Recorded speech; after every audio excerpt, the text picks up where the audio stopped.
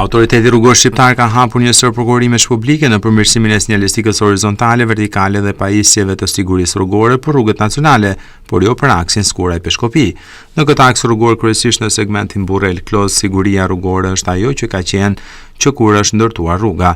Bëhet fjalë për urat, siç është ajo që quhet ura e Lusës. Barrierat e kësaj ure janë të ndërtuar që me urën, ndërsa prej dekadash nuk është vënë dorë në to.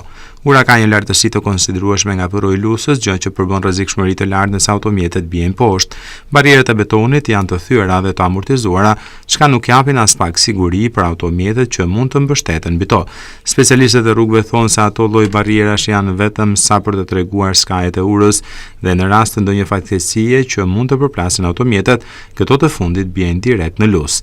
Edhe shqetësimi banorëve dhe drejtuesve të mjeteve ndër vite i ngritur në media ka rënë në vesh të shurdër, pasi institucionet vijojnë të mos marrin asnjë mas për zëvendësimin e këtyre barrierave.